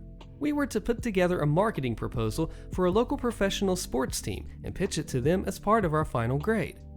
Every topic we were learning in class was to be directly applied to our marketing strategy, and the whole semester our professor would basically walk us through from beginning to end on how to put it together. So early on, we divvied up roles for each person. One person does market analysis, another person does the most applicable marketing strategies, another person does budgeting, and so on. There were about 7 people in our group, so plenty of help to be had for the different parts of the project. Or there should have been, at least. We would meet up weekly, and early on, a lot of it was just kind of roundtable discussion about what direction we wanted to take it. But as the semester went on, we started to notice some people were falling behind a bit. Each person falling behind apologized and assured us that they would get all they needed to be done when it was due. They were just swamped with other projects and classes and bullcrap. Come the final week, when we were to put all of our separate parts together and make it all mesh, guess what? They hadn't done jack crap all semester. They might have had a couple of bullet points on their subject, but it was far from a completed project and basically something any middle schooler could have lined out. 1, they are a professional sports team, and 2, there are no other professional sports teams of this sport in the state. 3, they have a large stadium, and so on. I was ticked. I and a few others in the group had spent a lot of time doing the research and putting it all together in a presentable form that was sure to impress not only my professor, but the marketing team of the affiliated sports group. The other reliable members of my group and I spent a lot of late nights working together to cover for the other teammates' lazy butts. But alas, it was too little too late, and we were not going to be able to submit something presentable by the deadline, and I sure as heck didn't want a bad grade for the amount of work that I put in, for not only my portion, but for the portions of those who didn't do anything. I met with my professor during her office hours and asked for a deadline extension, to which she replied, "Absolutely not. I made you aware of this project on day 1 of the semester, so you have quite literally had all semester to work on this. Why would you fall short of the deadline and need an extension?" I explained the situation to the professor, who graciously understood what I had gone through. She asked me to provide a list of all the members of my team, exactly what and how much to the project they had contributed, and gave us an additional 24 hours to submit what we could. She said that she would take what I had told her into consideration. Come the day of the presentation, our professor was walking around with the marketing professionals that we were to present to, and I think she was listening closely to each person's part of the presentation to verify what I had told her. Some of us knocked it out of the park on our portions, others very quickly glanced over the topics. It was evident who was a contributor and who was a leech. About a week later, once final grades were posted, our team group chat was flooded with "WTF, I thought we had a great marketing proposal, but that witch gave me an F for it" type messages from a few of the members. I got an A in the class. Oh, good move, teacher. Got a little sneaky move in on those who thought they would sneak on by, but they didn't. And then OP coming in honest to the teacher saying, "Hey, I need your help. I really see what's going on here. Do you?" Teacher seemed like, "Oh, it doesn't matter to me. Whatever. It's your group. You're responsible for your group." But then, sneaking in at the back, coming all together, everyone got what was coming to them and deserved. Way to go, OP and teacher. Check out my next Malicious Compliance compilation to continue your listening session by clicking here on your screen. Thank you so much for checking this one out, and see you in the next one.